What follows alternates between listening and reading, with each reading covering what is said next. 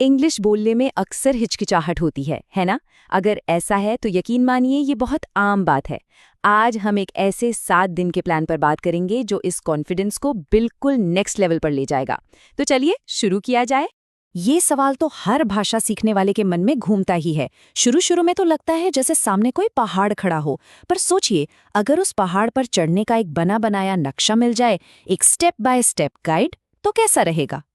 तो फिर तैयार हो जाइए, हम एक ऐसे ही 7 दिन के प्लान को देखने जा रहे हैं जो इस चुनौती को आसान बना सकता है।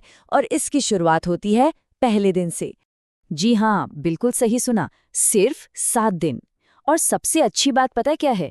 ये कोई मैराथन दौड़ नहीं है, ये तो बस छोटे छोटे आसान से कदम हैं, ताकि सब कुछ बहुत भारी न लगे।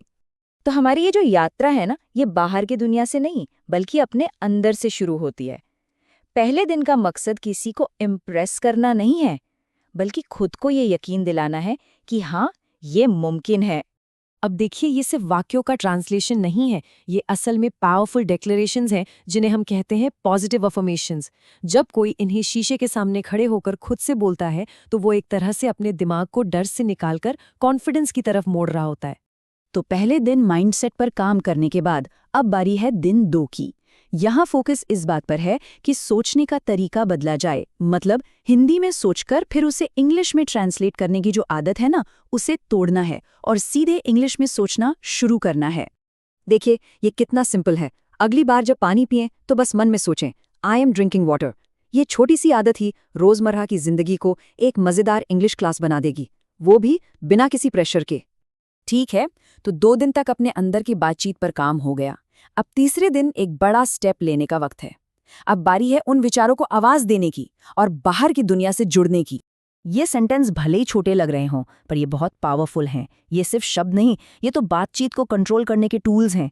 जैसे स्पीक स्लोली प्लीज कहना, ये कोई कमजोरी नहीं बल्कि कॉन्फिडेंस दिखाता है।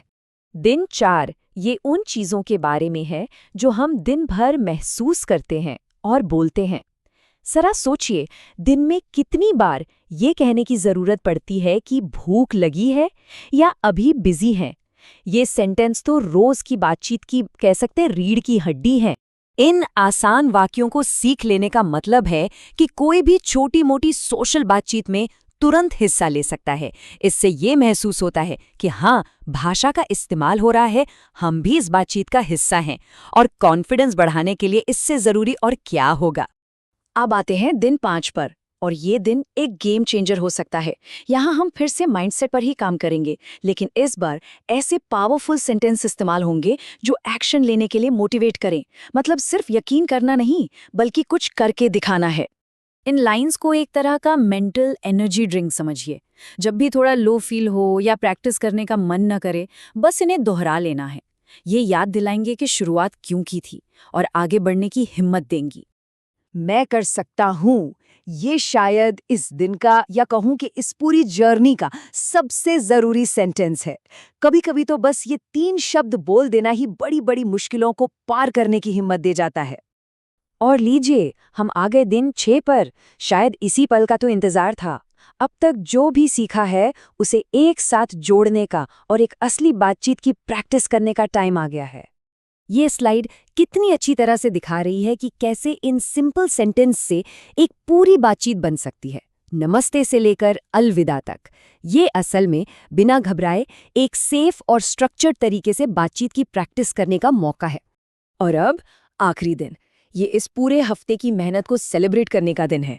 ये दिन है सब कुछ एक साथ लाने का और उस नए कॉन्फिडेंट सेल्फ को और पक्का करने का जिसे पिछले 6 दिनों में तैयार किया गया है। तो सबसे जरूरी बात यह है कि अब तक जो भी प्रोग्रेस हुई है उसे माना जाए और आगे के लिए एक पॉजिटिव नजरिया रखा जाए। हो सकता है ये इस हफ्ते का अंत हो, लेकिन ये इंग्लिश बोलने की शानदार सफर की तो बस शुरुआत है। इंग्लिश मुश्किल नहीं है, ये शायद वो सबसे बड़ी मेंटल दीवार है जिसे तोड़ना होता है। इस एक लाइन को बार बार दोहराने से ये चैलेंज एक नामुमकिन काम से एक हासिल किए जा सकने वाले गोल में बदल जाता है। तो सवाल उठता है कि इस पूरे प्लान के पीछे का मैजिक क्या है? कोई सीक्रेट फॉर्मूला है क्या? नहीं, इसका राज बहुत ही सिंपल है, और वो है छोटे पर लगातार किए गए एफर्ट की ताकत। और ये स्लाइड ये है फाइनल मोटिवेशन। याद रखने वाली बात ये है कि भाषा सीखना कोई 100 मीटर की दौड़ नहीं है, ये एक मैराथन है। रोज घंटों प्रैक्टिस करने से कहीं ज्यादा बेहतर है रोज के सिर्फ 5 मिनट।